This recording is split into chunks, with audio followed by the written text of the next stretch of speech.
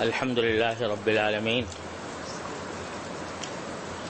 والصلاة والسلام على سيدنا ومولانا محمد خاتم النبيين وإمام المرسلين وقائد الغر المحجلين وعلى آله وأصحابه أجمعين وعلى كل من تبعهم بإحسان إلى يوم الدين. أما بعد، عید کے بعد سے مجھے مسلسل سفر پیش آتے رہے اور ان کی وجہ سے یہ اتوار کی مجلس بہت عرصے کے بعد آج اس میں آپ حضرات سے ملنے کا موقع ملا ہے، اور پچھلے کئی اتوار میں اس کا ناغہ رہا، جس کا سبب یہ باہر کے سفر تھے جو مختلف ملکوں میں مجھے پیش آئے۔ ہر سفر میں کچھ نہ کچھ خدمت کی توفیق اللہ تبارک و تعالی نے عطا فرمائی اور مختلف ملکوں میں عطا فرمائی، لیکن یہ آخری سفر جس سے میں کل ہی واپس آیا ہوں، اس کے بارے میں پہلے اس کے کچھ احوال عرض کر دوں جو ہم سب کے لیے سبق آموز ہے۔ یہ پچھلا سفر میں جس سے کل ہی واپس آیا، پہلے تو انگلستان کا سفر تھا اور وہاں ختم نبوت کے سلسلے میں کچھ کام کرنے کی اللہ تعالیٰ نے توفیق عطا فرمائی۔ اس کے بعد 2 اور ملکوں میں جانا ہوا، ایک مالٹا اور ایک قبرص۔ دونوں جگہ جانے کی ایک خاص وجہ تھی کہ یوں تو مسلمان الحمدللہ دنیا کے ہر کونے میں آباد ہیں، تو غیر مسلم ملکوں کے اندر بھی ان کی آبادی اب رفتہ رفتہ بڑھتی جا رہی ہے۔ تو مالٹا میں بھی مسلمانوں کی اچھی خاصی تعداد ہے، وہاں ان کے کچھ مسائل ہیں، ان کے لیے بھی کچھ جانا مفید معلوم ہوا، لیکن ہمارے لیے ایک بہت بڑی دلکشی اور دلچسپی کا اصل سبب یہ تھا کہ مالٹا وہ جزیرہ ہے جس میں ہمارے حضرت شیخ الہند مولانا محمود الحسن صاحب قدس اللہ تعالی سرہ اور ان کے شاگرد رشید شیخ الاسلام حضرت مولانا حسین احمد صاحب مدنی رحمۃ اللہ علیہ اور حضرت مولانا عزیر گل صاحب رحمۃ اللہ علیہ، یہ 3 سال تک اس میں قید رہے۔ یہ مالٹا جو ہے یہ ایک جزیرہ ہے جو اٹلی کے قریب واقع ہے، اور اس زمانے میں اس پر انگریزوں کی حکومت تھی، جیسے انڈیا پر حکومت انہی کی تھی، اس جزیرے پر بھی انہی کی حکومت تھی۔ اور جنگ عظیم کے دوران ان کے جن مخالفین تھے ان کو قید کرنے کے لیے اس جزیرے کا انتخاب اس لیے کیا گیا تھا کہ اس سے کوئی اور ملک ملتا نہیں، یہ بس ایک جزیرہ ہے۔ تو وہاں پر انہوں نے اپنے قیدیوں کے کیمپ قائم کر رکھے تھے، جس میں دنیا جہان کے مختلف قیدی وہاں پر رہتے تھے۔ حضرت شیخ الہند مولانا محمود حسن صاحب قدس اللہ تعالیٰ سرہ، اللہ تعالیٰ ان کے درجات بلند فرمائے، وہ دارالعلوم کے شیخ الحدیث بھی تھے، دارالعلوم کے پہلے طالب علم بھی تھے دارالعلوم دیوبند کے، اور اللہ تبارک و تعالیٰ نے علم کے ساتھ اپنے ذکر اور فکر اور تعلق کا بڑا وافر حصہ اللہ تعالیٰ نے حضرت کو عطا فرمایا تھا، اور ساتھ ہی جذبہ جہاد بھی تھا۔ انگریزوں کی حکومت تھی تو انگریزوں کے سے نجات کے لیے اور ان سے آزادی کے لیے حضرت شیخ الہند قدس اللہ تعالیٰ سرہ نے اس بوریے پر بیٹھ کر، دارالعلوم دیوبند کے بوریے پر بیٹھ کر انہوں نے ایک عالمی تحریک چلائی تھی جو ریشمی رومال کی تحریک کے نام سے مشہور ہے، اور عجیب طریقے سے 3 ملکوں کو ایک ساتھ جوڑا تھا، افغانستان، ترکی اور پاکستان کے جو یہ آزاد قبائل کا علاقہ ہے، یہ اس کے ذریعے پروگرام یہ تھا کہ ترکی کی مدد سے ہندوستان کو انگریز سے آزاد کرایا جائے۔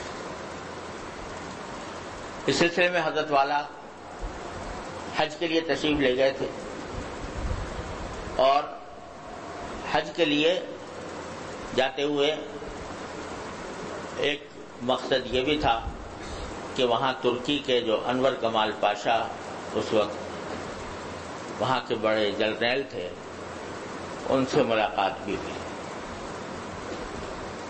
لیکن قبل اس کے کہ اس کی نوبت آتی، کسی طرح حضرت کی تحریک کا راز کھل گیا اور انگریز نے ان کو گرفتار کر لیا، مکہ مکرمہ سے گرفتار کیا، اور وہاں پر کچھ دن حضرت شیخ الہند رحمۃ اللہ علیہ جو ہیں انہوں نے کچھ اپنے آپ کو چھپا کر بھی رکھا، اور اس طرح ان کو نبی کریم سرور عالم کے یہ سنت بھی نصیب ہوئی، جیسے رسول کریم صلی اللہ علیہ وسلم کئی دن تک غار ثور میں پوشیدہ رہے تھے، اس طرح حضرت شیخ الہند بھی پوشیدہ رہے، بالآخر آگ سامنے آئے اور پھر گرفتار ہوئے۔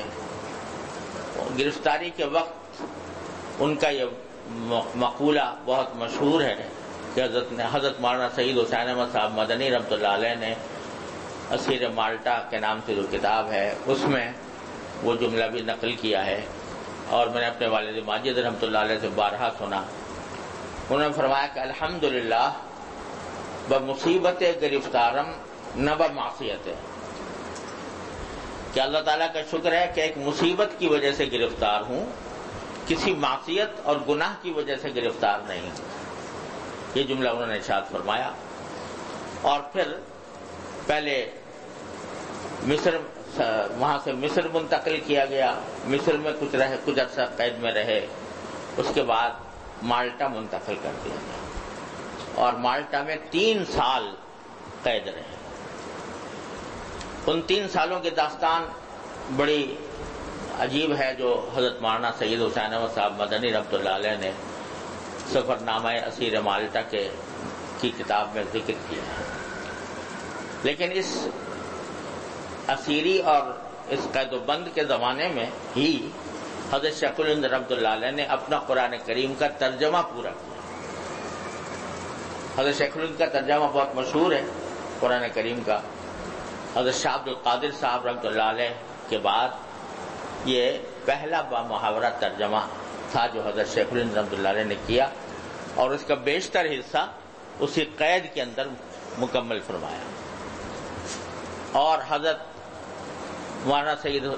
شیخ الاسلام مولانا سید حسین احمد صاحب مدنی رحمۃ اللہ علیہ جو حضرت کے بڑے جانشار شاگرد تھے، انہوں نے حفظ بھی کیا اس زمانے میں، اور حضرت کی خدمت میں بھی اپنی تمام توانائیاں صرف کی، حضرت مولانا افضل گل صاحب رحمۃ اللہ علیہ اس زمانے میں بہت زیادہ ذکر و فکر میں مشغول رہتے تھے.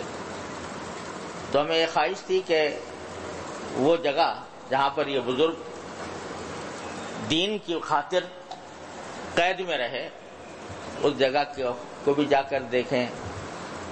تو یا وہ جو واقعات حضرت مولانا سعید حسین صاحب مدنی رحمۃ اللہ علیہ نے بیان فرمائے ان کا بھی ایک تصور کریں. بہرحال اس جگہ پہنچے تو وہ حقیقت میں اب وہ کھلا میدان سا ہے اور وہاں پر ایک اسکول قائم ہے، لیکن وہ بہرحال جو تفصیلات حضرت نے اپنے سفر نامے میں بیان کی ہیں ان کے قرائن کے لحاظ سے وہ جگہ تھی جہاں پر کہ ان کو قید رکھا گیا.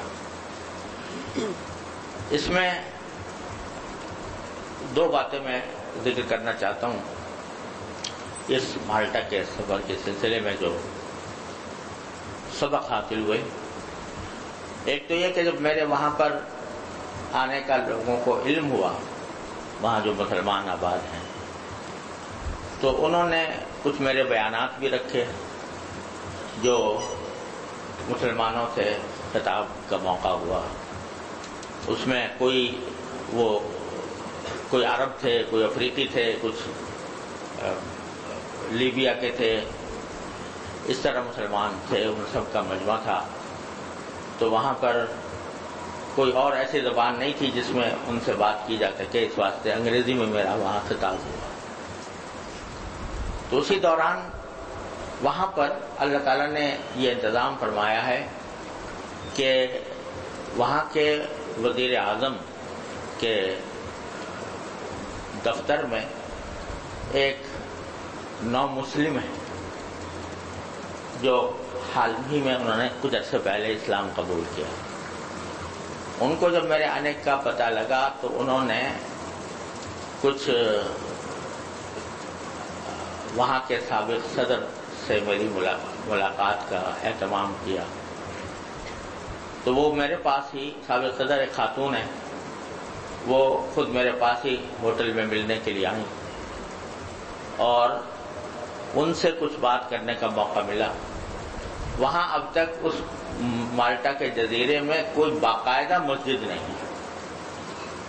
لوگوں نے مصلے بنا رکھے ہیں، کچھ اب دور دور کوئی جگہ نماز پڑھنے کی بنا لی. اب انہیں ایک ہال ملا ہے جس میں وہ یہ سمجھتے ہیں کہ حکومت نے عاریتاً دیا ہے، باقاعدہ مسجد کی اجازت اب بھی نہیں. یہ مسجد کا اب بھی کوئی، اور وہیں پر میرا خطاب بھی ہوا تھا. تو میں نے ان خاتون سے یہ درخواست کی کہ بھئی یہاں پر مسلمان بڑی تعداد میں آباد ہیں، ان کو کم از کم مسجد بنانے کی اجازت دی جائے اور ان کے لیے مسجد کا انتظام کیا جائے جس میں وہ اپنے 5 وقتہ نماز بھی پڑھ سکیں، جمعہ بھی پڑھ سکیں. تو انہوں نے ایک طرح سے مجھ سے وعدہ کیا اور امید یہ ہے کہ انشاءاللہ وہ راستہ کھل جائے گا. لیکن اس میں یہ عبرت کا سامان ہے کہ وہاں مسلمان قلت میں ہیں، اقلیت میں ہیں، اور وہاں کوئی ان کو دین سکھانے والا نہیں، دین پڑھانے والا نہیں، اور جن کے دل میں کچھ درد ہے تو وہ مختلف جگہوں پر جا کر کچھ کبھی آن لائن کبھی کسی طرح قرآن کریم پڑھتے ہیں یا سیکھتے ہیں. باقاعدہ کوئی مکتب بھی نہیں جس میں قرآن کریم بچوں کو پڑھایا جائے. تو وہاں سے کے لوگوں سے گفتگو کر کے اس بات کی کوشش کی گئی ہے کہ وہ کم از کم مسائل، ایک تو جہاں مصلے ہیں وہاں کوئی مکتب قائم کیا جائے، ورنہ جو نئی نسلیں پیدا ہو رہی ہیں مسلمانوں کی وہ ان کے بڑے خراب ہونے کا اندیشہ ہے. عبرت یہ ہے کہ وہاں پر مسجد کے نہ ہونے کے باوجود جو لوگ مسلمان زندگی گزارنا چاہتے ہیں وہ بیچارے بڑی صعوبتوں کے ساتھ، بڑی قربانیوں کے ساتھ وہ اپنے دین پر قائم ہیں اور کوشش کر رہے ہیں. تو مجھے یہ عبرت ہوتی ہے کہ اللہ تعالیٰ نے ہمیں یہاں اپنے ملک کے اندر ہر قسم کی اپنی دین کی آزادی عطا فرما رکھی ہے. ہمارے اوپر کوئی نماز پڑھنے پر کوئی پابندی نہیں، مساجد قائم کرنے پر کوئی پابندی نہیں. الحمدللہ مدارس بھی موجود ہیں، علماء بھی موجود ہیں. اس کے باوجود دین کا وہ جذبہ اور دین کا وہ شوق جو ان لوگوں کے اندر ہے جو میلوں کا سفر کر کے کہیں ان کو جماعت کی نماز ملتی ہے. یہاں اللہ تبارک و تعالیٰ نے ہر مسجدیں کھولی ہوئی ہیں جس میں جب چاہیں جا کے جماعت کر لیں، جماعت میں شریک ہو جائیں. تو لیکن یہاں پر کوتاہی ہوتی ہے، نماز جماعت میں کوتاہی ہوتی ہے. تو آدمی کو سوچنا چاہیے کہ جو نعمتیں اللہ تبارک و تعالیٰ نے عطا فرما رکھی ہیں ان کو اللہ تبارک و تعالیٰ کی حکم کی تعمیل میں استعمال کرنے کی اللہ تعالیٰ توفیق عطا فرمائے. ان لوگوں سے عبرت پکڑے جن کے پاس یہ وسائل موجود نہیں ہیں. ایک بات تو یہ. دوسری بات یہ کہ میرے والد ماجد حضرت مولانا مفتی محمد شفیع صاحب قدس اللہ تعالیٰ سرہ اس دارالعلوم کے بانی، ان سے میں نے بارہا یہ بات سنی. حضرت والد صاحب رحمۃ اللہ علیہ کا معمول یہ تھا کہ وہ جب عصر کے بعد بچوں کے کھیلنے کا وقت ہوتا ہے تو حضرت والد صاحب رحمۃ اللہ علیہ کھیل کود میں یا کسی تفریح میں جانے کے بجائے حضرت شیخ الہند رحمۃ اللہ علیہ کی مجلس میں جا کر بیٹھ جایا کرتے تھے. حضرت شیخ الہند رحمۃ اللہ علیہ کا معمول یہ تھا کہ وہ عصر کے بعد دارالعلوم کے ایک درخت کے نیچے وہ ایک درخت تھا تو اس کے نیچے حضرت بیٹھ جایا کرتے تھے اور طلباء اساتذہ یا جو بھی لوگ آنا چاہیں وہ آ جاتے تھے. تو حضرت نے کبھی کوئی بات ارشاد فرما دی، کبھی کوئی بات ارشاد فرما دی. میرے والد ماجد رحمۃ اللہ علیہ اپنے عصر کے چھٹی کا جو وقت ہوتا تھا وہ حضرت شیخ الہند کے مجلس میں گزارا کرتے تھے. اور حضرت شیخ الہند رحمۃ اللہ علیہ سے اتنا تعلق تھا محبت کا اور عقیدت کا کہ چاہتے تھے کہ دورہ حدیث بھی حضرت شیخ الہند سے پڑھیں. لیکن اتفاق سے دورے کا جب سال آیا تو اس وقت حضرت شیخ الہند رحمۃ اللہ علیہ مالٹا میں قید ہو چکے تھے. تو میرے والد ماجد رحمۃ اللہ علیہ نے اپنا دورہ 1 سال ملتوی کیا اور کچھ فنون وغیرہ کی کتابیں پڑھ لی کہ شاید اگلے سال حضرت شیخ الہند تشریف لے آئیں. لیکن اگلے سال بھی تشریف نہ لا سکے تو پھر حضرت علامہ انور شاہ صاحب کشمیری رحمۃ اللہ علیہ کے سے دورہ حدیث کیا، بخاری پڑھی. تو حضرت والد صاحب رحمۃ اللہ علیہ اس زمانے میں جو مجلسیں حضرت شیخ الہند کی ہوتی تھیں اس کی بہت سی باتیں بیان فرمایا کرتے تھے. تو ان میں ایک مرتبہ فرمایا کہ جب مالٹا سے واپس تشریف لے آئے اور دارالعلوم دیوبند میں اسی درخت کے نیچے مجلس فرما رہے تھے تو اس وقت ایک بات فرمائی کہ ہم نے مالٹا کی تنہائیوں میں، مالٹا کی قید کی تنہائیوں میں بہت غور کرنے کے بعد یہ پتہ چلا کہ مسلمانوں کے زوال کے 2 اسباب ہیں. اب آپ اندازہ فرمائیے، شیخ الہند ہیں، ساری زندگی قرآن و حدیث پڑھانے میں گزری ہے اور اللہ تعالیٰ کے راستے میں انہوں نے قربانیاں دی ہیں اور کتنی مشقتیں اٹھائی ہیں، کتنا وقت گزارا ہے اور سرد و گرم چکھے ہیں، ہر طرح کے حالات کا مشاہدہ کیا ہے.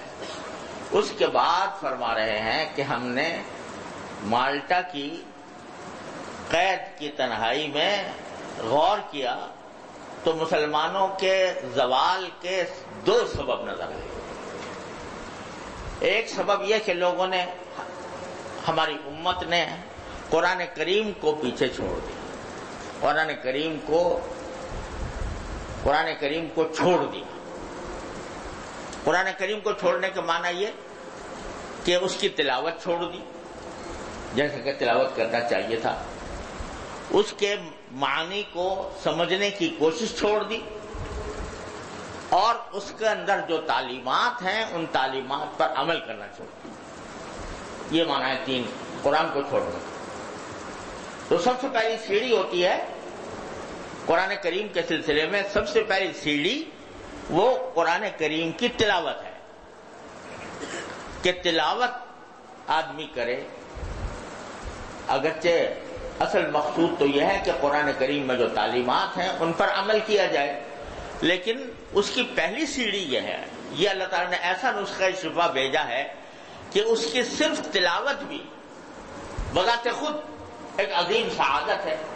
اور حدیث میں فرمایا گیا کہ قرآن کریم کی تلاوت کے دوران ہر حرف کے اوپر 10 نیکیاں ملتی. اور آپ نے تشریح فرمائی رسول کریم صلی اللہ علیہ وسلم نے کہ میں یہ نہیں کہتا کہ الف لام میم میں کر رہا ہوں، بلکہ صرف الف لام میم اگر پڑھا تو الف الگ حرف ہے، لام الگ حرف ہے، میم الگ حرف ہے، تو 30 نیکیاں صرف الف لام میم کی تلاوت کرنے سے حاصل ہو جاتی ہیں. اللہ تعالیٰ نے یہ نسخہ شفا ایسا دیا جو کوئی اگر ہے تو نسخہ ہماری ہدایت کا، لیکن طبیب کا نسخہ ایسا ہوتا ہے کہ وہ اس کام کے لیے ہوتا ہے کہ بھئی اس کو دیکھا کر دوا لو اور دوا استعمال کرو. اس نسخے کو اگر پڑھتے رہو صرف اس کے پڑھنے سے کوئی فائدہ نہیں.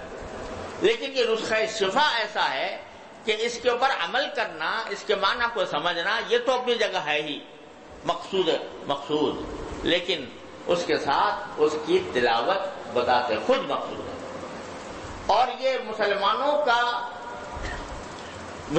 کے معاشرے کا یہ ایک امتیاز رہا ہے کہ کوئی مسلمان ایسا نہیں تھا جو روزانہ قرآن کریم کی کچھ تلاوت کیے بغیر سارا دن گزار دے.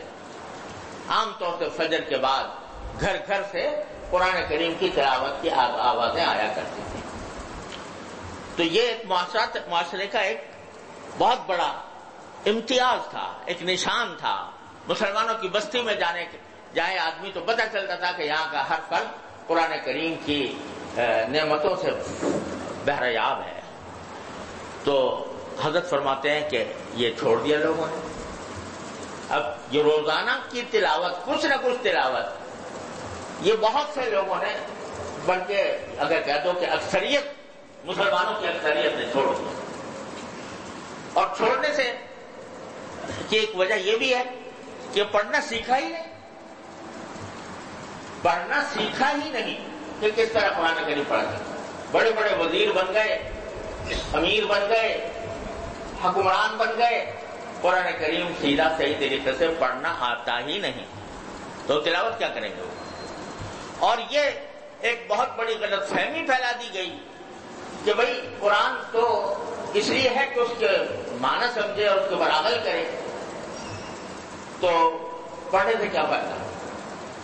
لیکن جیسا میں نے عرض کیا کہ رسول کریم سرور عالم صلی اللہ علیہ وسلم نے یہ فرمایا، جو شخص جس کو تلاوت کی عادت نہیں، یا تلاوت اس سے نہیں کی جاتی، تو وہ عمل کیا کرے گا آگے جا کر. یہ تو پہلی سیڑھی ہے قرآن کریم کی طرف جانے. تو حضرت والا نے، حضرت شیخ الہند رحمۃ اللہ علیہ نے، اللہ تعالیٰ ان کے درجات بلند فرمائے، انہوں نے فرمایا کہ یہ قرآن کو چھوڑنا، تلاوت کو چھوڑنا، اس کے فہم کو اور سمجھ کو چھوڑنا اور اس پر عمل کو چھوڑنا، یہ ایک بنیادی سبب ہے مسلمانوں کے زوال اور انحطاط کا. لہذا حضرت نے فرمایا کہ میں اپنی باقی زندگی اس کام میں خرچ کروں گا انشاءاللہ کہ قرآن کریم کی تعلیم کو عام کیا جائے. چنانچہ حضرت والا نے پھر پورے ہندوستان کے اندر مکاتب کا ایک سلسلہ قائم کرنا شروع کیا اور بہت مکاتب قائم کیے تاکہ ہر شخص سیکھے. اب ذرا اس لحاظ سے ہم اپنے گریبانوں میں منہ ڈال کرتے ہیں. مسلمانوں کے زوال کیا مانا؟ یہ ایک ملک کا نہیں، ایک ریاست کا نہیں، بلکہ پورے عالم اسلام میں زوال کی جو صورتحال ہے، جو آپ آنکھوں سے دیکھ رہے ہیں کہ کہاں سے کہاں پہنچ گئے.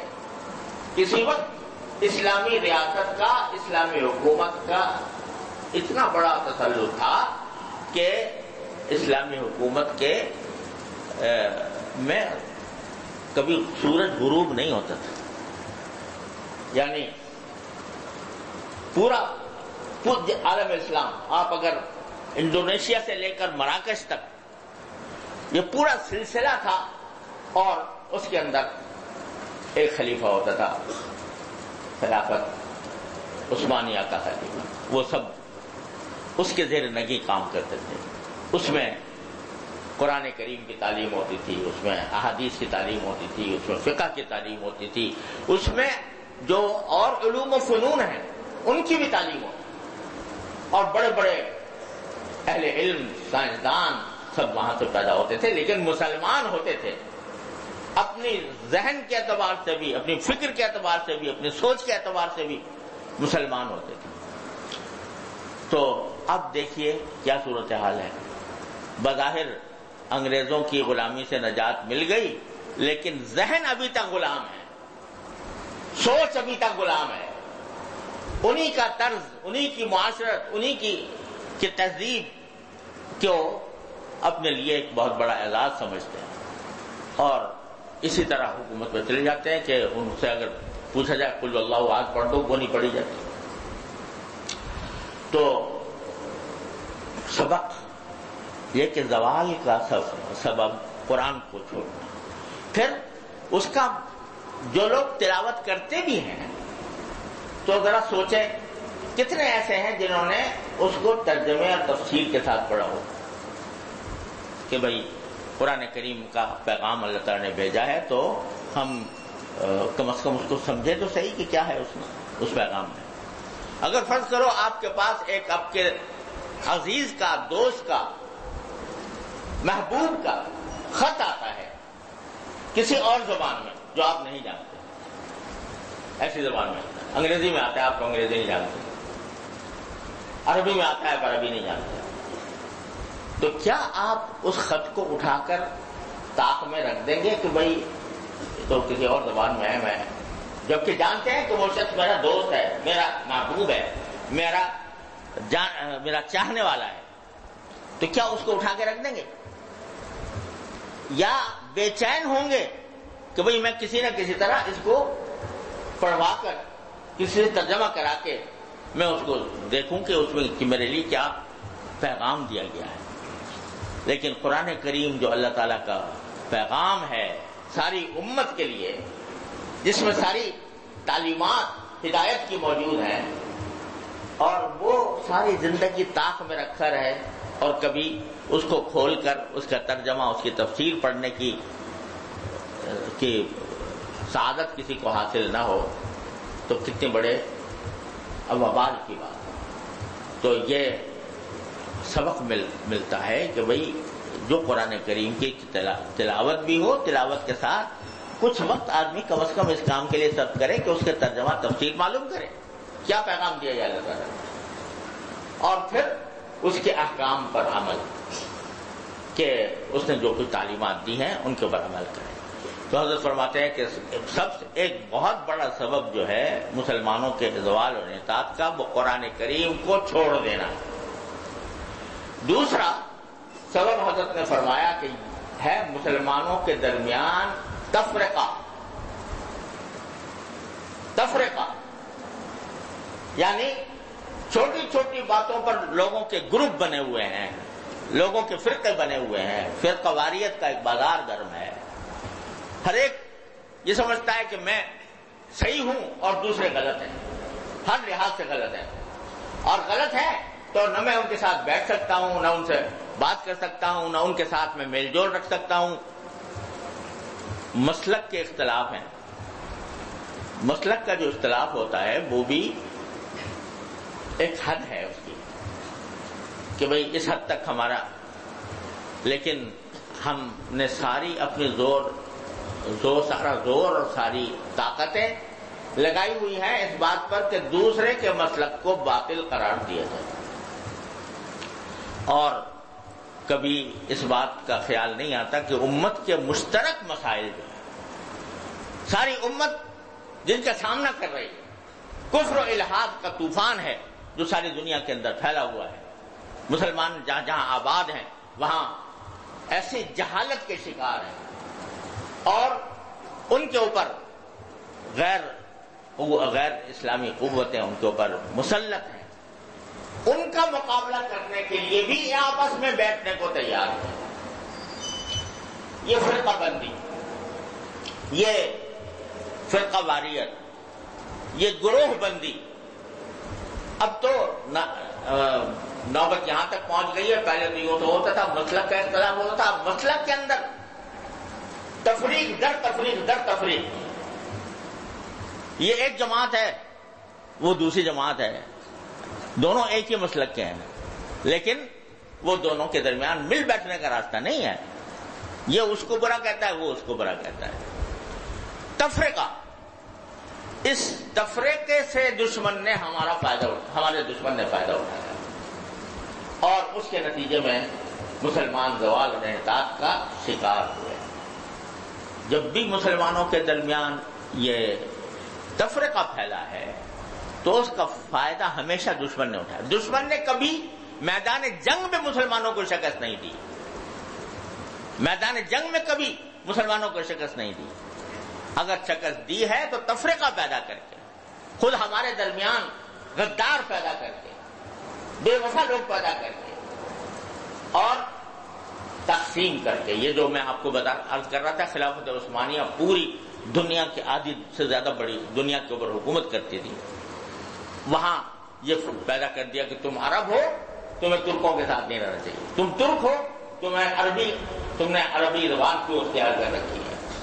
اس طرح کر کے پارا پارا کر دیا، تو اس کی وجہ سے امت تقسیم ہو گئی۔ حضرت شیخ الہند رحمۃ اللہ علیہ فرماتے ہیں کہ اب میری اپنی طاقت سے کوشش کروں گا انشاءاللہ کہ یہ تفریقہ کم سے کم ہو، ختم ہو۔ حضرت نے اپنی باقی زندگی میں کوششیں بھی یہی کی اس کی، لیکن بہرحال وہ آخری عمر تھی، تشریف لے گئے دنیا سے، اللہ تعالیٰ ان کے درجات بلند فرمائے۔ لیکن ہمارے لیے سبق یہ ہے کہ بھائی ہر اختلاف کی ایک حد ہوتی ہے۔ ایک اختلاف ہوتا ہے کفر اور اسلام کا، وہاں کوئی آپس میں کوئی سمجھوتا ایمان اور کفر کے مسائل پر نہیں ہو سکتا۔ اب قادیانی ہیں یا منکرین حدیث ہیں، ان کے ساتھ سمجھوتا، نظریاتی سمجھوتا نہیں ہو سکتا۔ البتہ دعوت ان کو دی جائے گی، دعوت دی جائے گی پیغمبرانہ طریقے کا۔ پیغمبر گالیاں نہیں دیتے، گالیوں کا جواب گالیوں سے نہیں دیتے، پیغمبر ہمیشہ محبت کے ساتھ، شفقت کے ساتھ اپنا پیغام پہنچاتے ہیں۔ تو یہ ہمارے لیے بھی ایک بہت بڑی تعلیم ہے کہ ہم جو اسلام کے دائرے سے خارج ہیں ان کو بھی دعوت دینے میں پیغمبرانہ دعوت کے اصول پر عمل کریں۔ ادعو الی سبیل ربک بالحکمت والموعظۃ الحسنہ وجادلہم باللتی ہی احسن۔ اگر مباحثے کی نوبت آ جائے تو احسن طریقے سے کرو، گالیاں دینے سے نہیں، ان کو برا بھلا کہنے سے نہیں، بلکہ شفقت کے ساتھ۔ جو آدمی کفر میں مبتلا ہے وہ ترس کھانے کے لائق ہے، وہ غصہ کرنے کے نہیں بلکہ ترس کھانے کے لائق کہ یہ بیچارہ اپنی غلط عقائد کی وجہ سے اس جہنم میں جائے گا۔ تو یہ کفر اور اسلام کا اختلاف ایک ہوتا ہے، کفر و اسلام کا نہیں لیکن حق و باطل کا اختلاف، یعنی ہے تو وہ دائرہ اسلام میں ہی لیکن کوئی بات اس نے باطل کہی ہے تو اس کے ساتھ معاملہ اور ہے، اس کا بھی دلائل سے اس کا جواب دیا جائے گا، لیکن اس کے اوپر بھی تشدد یا اس کا کوئی راستہ نہیں۔ تیسرا اختلاف ہوتا ہے مسلک کا اختلاف، شافعی، مالکی، حنفی، یہ مسلک کے اختلاف ہے، لیکن ان میں سے کوئی بھی باطل نہیں ہے، لہذا ان کے اوپر نکیر کرنا بھی جائز نہیں۔ ان کے اوپر نکیر، کوئی آدمی شافعی مسلک کے اوپر نکیر کرے، بھئی تم ہاتھ کیوں اٹھاتے ہو نماز کے اندر، یہ آمین بالجہر کیوں کہتے ہو، اس کے اوپر نکیر کرنا جائز نہیں، کیونکہ یہ مجتہد فی مسائل ہیں، ان کے اندر کوئی جانب باطل نہیں ہے، دونوں طریقے حق ہیں، اس لیے وہاں پر وہ اس طرح مسئلہ کرتے ہیں، اس کے اندر بھی یہ بات ہے۔ جہاں بدعات ہیں تو ان کے اندر بھی اس کو محبت سے، پیار سے، شفقت سے، تہذیب اور شائستگی کے دائرے میں رہتے ہوئے اس کے اوپر تنقید کرنی چاہیے، لیکن اس کی وجہ سے ایسا بن جانا کہ مشترک مسائل میں بھی ہم ان کو ساتھ نہ رکھ سکیں اور ان کے ساتھ نہ بیٹھ سکیں، یہ دین کا تقاضا نہیں ہے، یہ تفرقہ بازی ہے، یہ فرقہ واریت ہے، اس سے بچنا ضروری ہے۔ حضرت والا کا کہ یہ نصیحت اتنی ضروری نصیحت ہے کہ اس کو لوح قلب پر لکھنے کی ضرورت ہے کہ ہمارے زوال کے دو سبب ہیں، ایک قرآن کو چھوڑنا اور ایک آپس میں تفرقہ اختیار کرنا۔ اللہ تبارک و تعالیٰ اپنے فضل و کرم سے ہمیں اس کی توفیق عطا فرمائے، ہم قرآن کریم کو اپنے سینے سے لگائیں، اپنے سینے میں دل میں اتاریں، اس کو سمجھنے کی توفیق اللہ تعالیٰ عطا فرمائے۔ تھوڑا جو لوگ باقاعدہ عالم نہیں بن رہے تو وہ بھی کم از کم اپنے دن کے کسی حصے میں تھوڑا سا وقت نکال لیں اس کا ترجمہ تفسیر پڑھنے کے لیے۔ علماء کرام نے آسان ترین زبانوں کے اندر بھی کوئی کسر نہیں چھوڑی ہے، ترجمہ تفاسیر کا ایک ڈھیر ہے جو اللہ تعالیٰ نے علماء کے ذریعے لکھوایا، آسان بھی ہیں، مشکل بھی، دقیق بھی ہیں، مختصر بھی ہیں، مفصل بھی ہیں، ہر طرح کے ہیں، لیکن کوئی ان سے فائدہ تو اٹھائے۔ اس کی اگر کم از کم روزانہ تھوڑا سا 15 منٹ نکال لے کوئی آدمی، مرد ہو یا عورت، کہ وہ 15 منٹ میں قرآن کریم کا ترجمہ تفسیر کے ساتھ میں اس لیے کہہ رہا ہوں کہ صرف ترجمہ پڑھنے سے بعض اوقات لوگ غلط سمجھ جاتے ہیں، تفسیر کے ساتھ پڑھنا چاہیے۔ تو وہ تفسیر کے ساتھ چند یعنی 15 منٹ بھی نکال لے آدمی تو انشاءاللہ یہ بہتر اس کا فائدہ ہوگا، اور اللہ تبارک و تعالیٰ کی رحمت سے یہ جو قرآن کریم کو چھوڑنے کی ایک ہمارے اوپر چھوڑنے کا وبال ہے انشاءاللہ وہ دور ہوگا۔ تو ایک تو یہ میں مالٹا کے سفر کی بات کر رہا تھا اور اس سے جو کچھ سبق مل رہے ہیں، اللہ تبارک و تعالیٰ ان پر عمل کرنے کی توفیق عطا فرمائے۔ دوسرا سفر اس کے بعد ہمارا ہوا وہ قبرص، ایک جزیرہ ہے، یہ یورپ میں ہے اور بڑا جزیرہ ہے، اور اس کا عجیب واقعہ ہے اس کے فتح کا، اور وہ بھی بڑا سبق آموز ہے۔ وہ صورتحال یہ ہے کہ حضرت عثمان رضی اللہ تعالیٰ عنہ کی خلافت کا زمانہ ہے، اور شام پر حضرت معاویہ رضی اللہ تعالیٰ عنہ بحیثیت گورنر کے وہاں کے حاکم ہیں۔ تو حضرت عمر رضی اللہ تعالیٰ عنہ جو تھے وہ اپنے مجاہدین کو یہ کہتے تھے کہ ایسی جگہ مت جانا کہ جہاں میرے اور تمہارے درمیان دریا یا سمندر حائل ہو، کیونکہ ان کو اندیشہ تھا کہ اس زمانے میں سمندر کا سفر یا دریا کا سفر بڑا خطرناک ہوتا تھا، کشتیاں ہوا کے سہارے چلتی تھیں اور جانا کہیں چاہ رہے ہیں کشتی کہیں بھی پہنچا دیتی تھی۔ پھر اس زمانے میں یہ طاقتور قسم کے جہاز تو ایجاد نہیں ہوئے تھے، لہٰذا سمندر میں غرق ہو جانے کا بھی اندیشہ ہوتا تھا۔ تو حضرت فاروق اعظم رضی اللہ عنہ چاہتے تھے کہ ہمارے مجاہدین جو ہیں وہ خطرے سے محفوظ رہیں، تو عام طور سے وہ سمندر میں مجاہدین کو جانے سے منع کرتے تھے۔ لیکن حضرت معاویہ رضی اللہ تعالیٰ عنہ شام کے امیر تھے، جب حضرت عثمان کا زمانہ آیا تو انہوں نے حضرت عثمان سے اجازت لی کہ اصل میں صورتحال یہ ہے کہ جو زمانے میں جو روم کی حکومت تھی وہ ساری طرف بکھری ہوئی تھی اور کسی بھی وقت وہ مسلمانوں کے لیے خطرہ بن سکتی تھی۔ تو حضرت معاویہ رضی اللہ تعالیٰ عنہ بڑے تجربہ کار تھے اور بڑے جیدار تھے، انہوں نے حضرت عثمان سے یہ درخواست کی کہ آپ مجھے اجازت دے دیں کہ ہم سمندر کے راستے جا کر قبرص کے اوپر کو فتح کریں، کیونکہ یہ جزیرہ ایسا ہے جو ہمارے سے قریب ہے اور کسی بھی وقت رومی حکومت کے جو افسران ہیں یا ان کے جو سپاہی ہیں وہ آ کر ہمارے اوپر حملہ کر سکتے ہیں۔ تو حضرت معاویہ رضی اللہ تعالیٰ عنہ کے کہنے پر حضرت عثمان شروع میں تأمل رہا، لیکن پھر اجازت دی، اور اس اجازت کے سلسلے میں ایک حدیث تھی جو ایک خوشخبری پر مشتمل تھی۔ حدیث یہ ہے کہ حضرت ام حرام رضی اللہ تعالی عنہ بڑی صحابیہ ہیں، حضرت انس رضی اللہ تعالیٰ عنہ کی خالہ ہیں، اور خود رسول کریم صلی اللہ علیہ وسلم سے بھی ان کا ایک رضاعی رشتہ تھا۔ حضرت نبی کریم صلی اللہ علیہ وسلم کبھی کبھی حضرت ام حرام کے گھر جاتے، حضرت عبادہ بن صامت ان کے شوہر تھے رضی اللہ تعالیٰ عنہ، ان کے گھر جاتے اور جا کر کچھ آرام بھی فرمایا کرتے تھے۔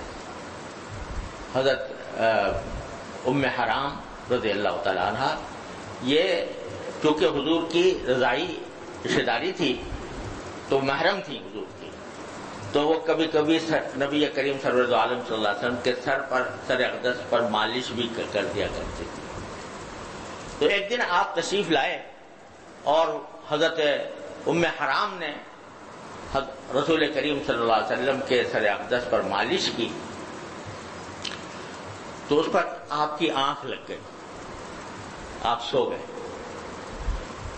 تھوڑی دیر بعد جب آپ بیدار ہوئے تو چہرے پر تبسم تھا، ہنستے ہوئے بیدار ہوئے۔ حضرت ام حرام رضی اللہ تعالیٰ عنہ نے پوچھا کہ یا رسول اللہ آپ کس بات پر ہنس رہے ہیں یا کس بات پر مسکرا رہے ہیں؟ تو آپ نے فرمایا مجھے خواب میں دکھایا گیا ہے، ایسے مجاہدین دکھائے گئے ہیں میری امت کے، ایسے مجاہدین دکھائے گئے ہیں جو سمندر پر اس طرح سفر کر رہے ہیں جیسے تخت کے اوپر بادشاہ بیٹھے، یعنی اتنے آرام سے، اتنے سکون سے، اتنی راحت کے ساتھ سفر کر رہے ہیں کہ جیسے تخت پر بادشاہ بیٹھے ہوں۔ تو حضرت ام حرام نے کہا کہ یا رسول اللہ دعا فرما دیجئے کہ میں بھی ان میں شامل ہو جاؤں۔ تو رسول کریم صلی اللہ علیہ وسلم نے فرمایا تم ان میں سے ہوگی، ان میں سے تم بھی ہو جو سمندر پر سفر کر کے جہاد کریں گے۔ یہ فرما کر دوبارہ آنکھ لگ گئی اور دوبارہ جب بیدار ہوئے تو پھر دوبارہ آپ کے چہرے مبارک پر تبسم تھا۔ تو پھر دوبارہ حضرت ام حرام نے پوچھا کہ یا رسول اللہ آپ کس لیے ہنس رہے تھے؟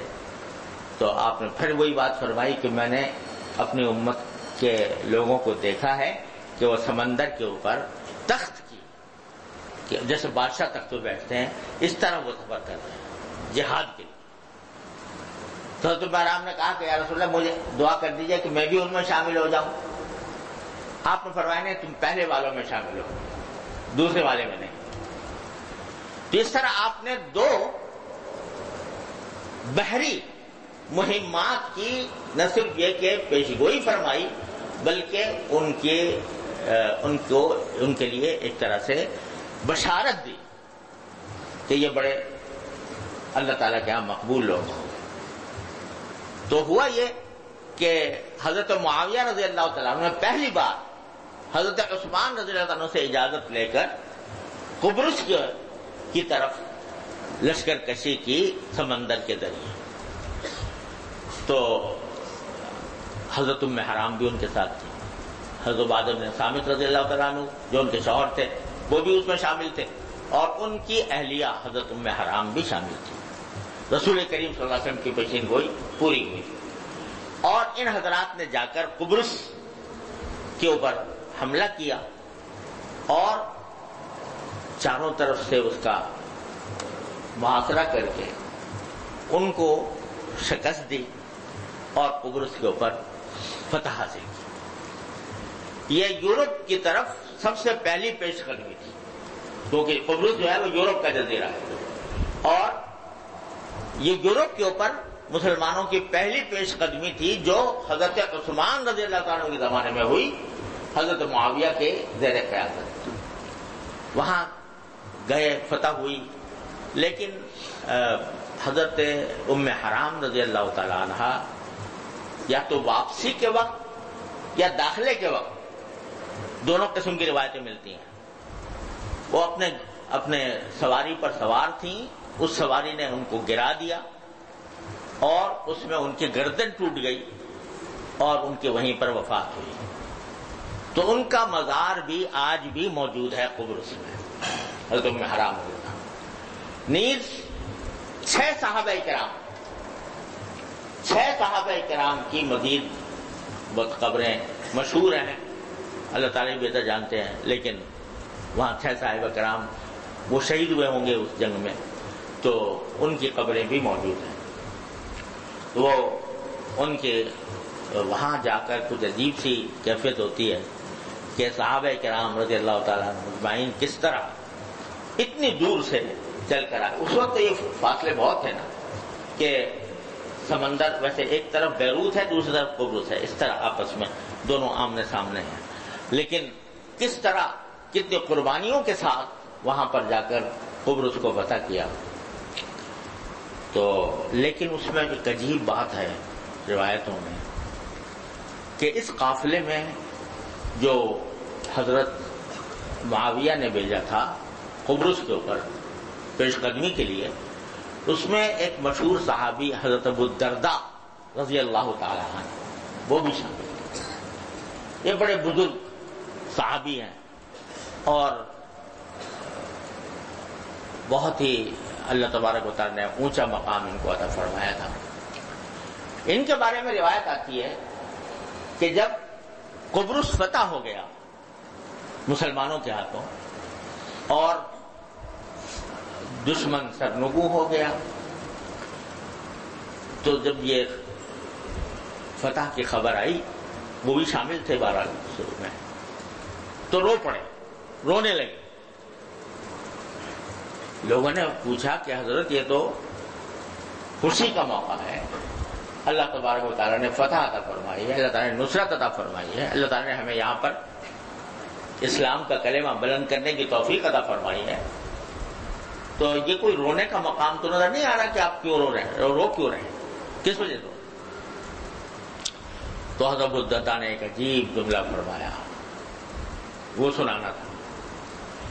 انہوں نے فرمایا کہ میں سوچ رہا ہوں کہ یہ لوگ جو قبرص کے پہلے حاکم تھے یہ بڑی قوت اور شوکت کے مالک تھے، ان کی قوت اور شوکت کا دنیا میں ڈنکا بج رہا تھا اور ان کو سارے وسائل حاصل تھے اور دنیا کی مضبوط طاقت ان کو سمجھا جاتا تھا. لیکن جب انہوں نے اللہ تبارک و تعالیٰ کی نافرمانی پر کمر باندھی، اللہ تبارک و تعالیٰ کے احکام سے منہ موڑا اور کفر اختیار کیا اور اللہ تعالیٰ کے فسق و فجور میں جس بات کو فسق و فجور کہا تھا اس میں مبتلا ہوئے، تو اللہ تعالیٰ نے ہمیں ان پر مسلط کر دیا. ان کی ساری قوت و شوکت ختم ہو گئی، ان کی ہیبت جاتی رہی اور ان کے اوپر ہمیں اللہ نے مسلط کر دیا کہ ہم اب ان کے حاکم ہیں. تو میں وہ اس بات پر رہا ہوں کہ آج ہم نے فتح تو کر لیا، لیکن کل ہمارا یہ حال نہ ہو کہ ہمارے اندر بھی وہی بات پیدا ہو جائے کہ ہم اللہ تعالیٰ کی نافرمانی کرنے لگے، ہمارے معاشرے کے اندر اللہ تعالیٰ کی معصیتوں کا رواج ہو جائے، اللہ تبارک و تعالیٰ کے احکام سے ہم منہ پھیر لیں. تو مجھے خطرہ ہے کہ کہیں یہ جو فتح و نصرت ہمیں حاصل ہوئی ہے یہ کبھی شکست میں تبدیل نہ ہو جائے. اس وقت فتح کے وقت میں حضرت ابو الدرداء رضی اللہ تعالیٰ عنہ یہ بات فرمائی. تو اب ہم جا کے دیکھتے ہیں تو وہی بالکل صورتحال ہمارے سامنے ہے کہ اب وہ مسلمانوں کے ہاتھوں سے نکل چکا بڑی حد تک. آپ نے شاید سنا ہوگا مدتوں سے یونان اور ترکی کے درمیان جنگ چلتی رہی. یونانی کہتے تھے ہم اس کے اوپر حکومت کریں گے، ترکی حکومت کہتی تھی ہم اس پر حکومت کریں گے. یہاں تک کہ اقوام متحدہ بیچ میں آئی ہے، اس نے قبرص کے جزیروں کو 2 حصے میں تقسیم کر دیا، ایک یونانیوں کے پاس ہے اور ایک ترکوں کے پاس ہے۔ اب عجیب عبرت کا منظر یہ ہے، اللہ تعالیٰ حفاظت فرمائے کہ یونانی جو ہیں وہ بیشتر عیسائی ہیں یا لادین دہریے ہیں، ان کی حکومت آدھے جزیرے پر ان کی حکومت ہے۔ وہاں باوجود ان کے عیسائی ہونے کے، باوجود ان کے کافر ہونے کے، اس میں ان کا قانون یہ ہے کہ یہاں پر کوئی جوا خانہ نہیں بن سکتا، اور یہ اسرائیل میں بھی ہے، یہودیوں کی حکومت جہاں حکومت ہے کہ وہاں کوئی جوا خانہ جس کو کیسینو کہتے ہیں وہ نہیں بن سکتا، یہ قانون کیا ہے۔ اور جو ترکی حصہ ہے جو بظاہر مسلمانوں کے ہاتھ میں، وہاں کیسینو کھلے ہوئے ہیں، جوئے خانے کھلے ہوئے ہیں، اور لوگ سیاحت کے لیے اس لیے جاتے ہیں کہ ان جوا خانے کے اندر وہ جوا کھیل سکیں۔ تو یہ عبرت کا مقام ہے کہ کافر جو ہے وہ اس سے پرہیز کرتا ہے اور مسلمان اس کے اوپر عمل کرتا ہے۔ اب بتاؤ کہ پٹائی ہو تو نہ ہو تو کیا ہو، کہ کافر جو ہے وہ اس گناہ سے بچا ہوا ہے، اس کو برا سمجھتا ہے، اس کو ناجائز قرار دیتا ہے، قانوناً منع کرتا ہے، اور مسلمان اسی جزیرے کے مسلمان حصے میں یہ سب جاری ہے۔ تو وہ جو حضرت ابو الدرداء رضی اللہ تعالیٰ عنہ نے بات کہی تھی وہ آج آنکھوں سے نظر آ رہی ہے، اب وہ ہمارے ہاتھ سے چھن چکا ہے، اور مسلمانوں کی بہت بڑی تعداد ہے یونانی حصے میں بھی اور ترکی حصے میں بھی، مسجدیں بھی ہیں الحمدللہ، اور لوگ کوشش بھی کر رہے ہیں کہ کسی طرح لوگوں کی طرف، لیکن نسلوں کو بچانا مشکل ہو رہا ہے، نسلوں کو بچانا مشکل۔ جو پرانے زمانے کے مسلمان چلے آتے ہیں وہ تو الحمدللہ نمازوں کے پابند ہیں، مسجدیں ان سے بنی ہوئی ہیں، لیکن جو نئی نسل پیدا ہو رہی ہے وہ نئی نسل وہ اسلام سے کو بس نام کی مسلمان رہ گئی ہے، اللہ بچائے، اور باقی سب باتوں میں وہ کافروں کے طریقے پر عمل کر رہی ہے۔ اور یہ حال تقریباً سارے مغربی ملکوں کا ہے۔ انگلینڈ میں کچھ بہتری ہے الحمدللہ کہ مدرسے بھی ہیں، مسجدیں بھی ہیں، دین کا تبلیغ کا کام بھی ہو رہا ہے، اس کے باوجود 80% مسلمانوں کے بچے ایسے ہیں جو یا مرتد ہو چکے یا مرتد ہونے والے ہیں، العیاذ باللہ۔ ان کے اعمال، ان کے سب غیر مسلموں کے اعمال ہیں۔ اکثر مغربی ملکوں میں یہی حال ہے۔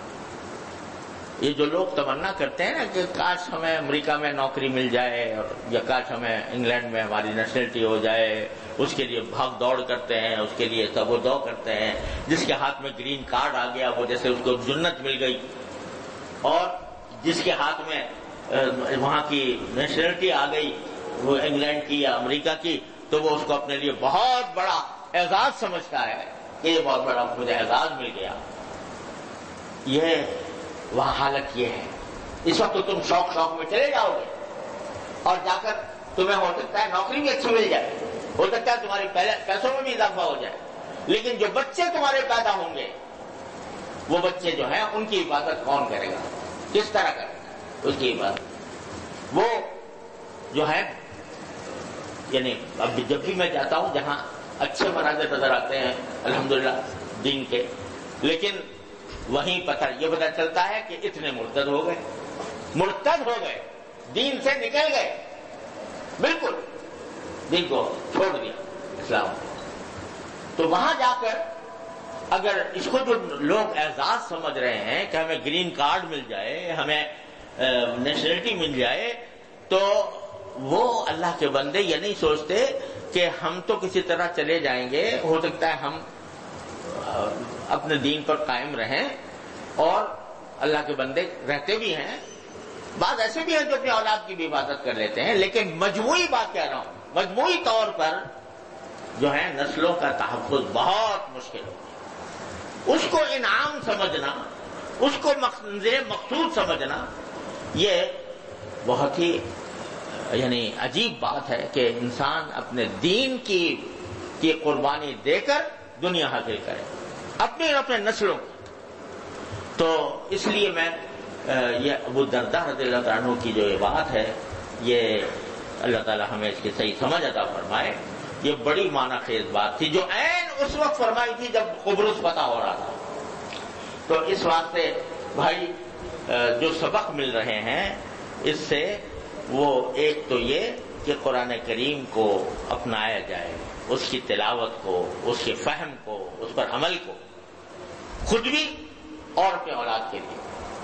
اور دوسرا یہ کہ جو اللہ تعالیٰ نے مواقع ہمیں عطا فرما رکھے ہیں دین کا علم سیکھنے کے لیے، دینی معلومات حاصل کرنے کے لیے، جو اچھی صحبت اللہ تعالیٰ نے عطا فرما رکھی ہے، جہاں پر اگر کوئی شخص دین کے لیے اچھی صحبت چاہے تو اس کو کوئی کمی نہیں ہے، الحمدللہ وہ اچھی صحبتیں اس کو میسر آ سکتی ہیں، وہاں نہیں آتی، وہاں مشکل سے ملتی ہے۔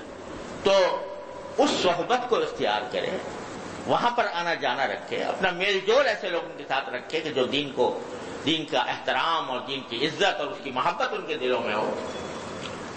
تو اور یہ کہ اس چکر میں پڑے رہنا کہ بھئی ہم یہاں سے چھوڑ کے چلے جائیں کسی مغربی ملک کے اندر، وہاں جا کر ہم ٹھیک ہے پیسے کچھ زیادہ مل جاتے ہیں وہاں پر جا کر، بعض تو میں نے دیکھا ہے کہ ٹھوکریں ہی کھاتے پھرتے ہیں، ان کو نوکری نہیں ملتی، کہیں ہوٹلوں کے ویٹر بن جاتے ہیں، کہیں جو ہے برتن صاف کرنے کے اوپر لگ جاتے ہیں، لیکن کوئی عزت اور سب کچھ کرنے کے بعد گرین کارڈ لے لو یا نیشنلٹی حاصل کر لو، رہو گے وہی تھرڈ ریٹ، تو تمہاری وہ عزت نہیں ہو سکتی جو وہاں کے اصل باشندوں کی ہے۔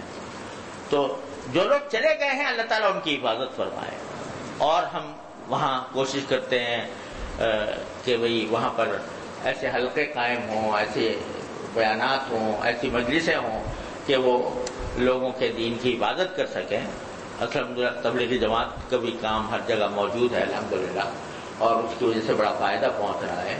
تو یہ ساری باتیں ہیں، لیکن کوئی آدمی یہاں سے جانے کے لیے کوشش کرے اور جانے کی کہ سمجھے کہ مجھے وہاں جا کر کوئی جنت مل جائے گی، تو یہ انتہائی بے غیرتی کی بات ہے اور اس کو اپنی نسلوں کو خراب کرنے والی بات ہے۔ اللہ تعالیٰ ہماری حفاظت فرمائے۔ تو یہ چند سبق ہیں جو پچھلے سفر کے اندر اللہ تعالیٰ نے عطا فرمائے۔ اللہ تبارک و تعالیٰ اپنے رحمت سے ان سبقوں کو ذہن نشین کرنے اور اس کے اوپر مطابق اپنی زندگی کو ڈھالنے کی توفیق عطا فرمائے۔ اب انشاءاللہ میں نے سلسلہ شروع کیا تھا مناجات مقبول کا، دعاؤں کا، تو انشاءاللہ آئندہ اللہ نے چاہا اسی کو پھر دوبارہ جاری کریں گے۔ اللہ تعالیٰ اس کا بھی نفع ہم سب کو پہنچائے۔ اللہم صلی علی سیدنا محمد وعلی آل سیدنا محمد کما صلیت علی ابراہیم وعلی آل ابراہیم انک حمید مجید۔ ربنا ظلمنا انفسنا وان لم تغفر لنا وترحمنا لنکونن من الخاسرین۔ ربنا آتنا فی الدنیا حسنۃ وفی الآخرۃ حسنۃ وقنا عذاب النار۔ یا ارحم الراحمین، اپنے فضل و کرم کی رحمت سے ہمارے تمام گناہوں کو معاف فرما۔ یا اللہ ہمارے تمام گناہوں کو، چھوٹے بڑے اگلے پچھلے ہر طرح کے گناہوں کو معاف فرما۔ یا اللہ ہمارے اعمال و اخلاق کی اصلاح فرما۔ اے اللہ ہمیں اپنے دین کے صحیح سمجھ عطا فرما، اس پر عمل کی توفیق عطا فرما، اس پر استقامت عطا فرما۔ یا اللہ ہر طرح کے شر سے اور فتنے سے ہماری حفاظت فرما۔ یا اللہ کفر سے، شرک سے، معصیتوں سے، گناہوں سے اے اللہ ہمارے متعلقین احباب سب کی حفاظت فرما۔ یا اللہ یا رحمان یا رحیم یا کریم ہمارے تمام مسائل کو عافیت کے ساتھ حل فرما دے۔ یا اللہ ہمارے ملک ایک نازک دور سے گزر رہا ہے، یا اللہ مشکلات کا ایک سمندر ہے جو اس وقت جس کے اندر پاکستان مبتلا ہے۔ اے اللہ اپنے رحمت سے اس کے مسائل کو حل فرما دے، اس کو صحیح راستے پر ڈال دیجیے، اس کو صحیح معنی میں اسلامی فلاحی مملکت بننے کی توفیق عطا فرمائیے۔ یا اللہ جن لوگوں نے ہم سے دعا کی فرمائش کی ہے، اپنی رحمت سے ان سب کے دلی مرادوں کو پورا فرما دیجیے۔ یا اللہ تمام حاضرین اور حاضرات کو ان کے تمام جائز مقاصد میں کامیابی عطا فرما۔ اے اللہ ہر طرح کے شر سے فتنے سے ہماری حفاظت فرما۔ وصلی اللہ تعالی علی خیر خلقہ سیدنا مولانا محمد وعلی آلہ واصحابہ اجمعین، آمین برحمتک یا ارحم الراحمین۔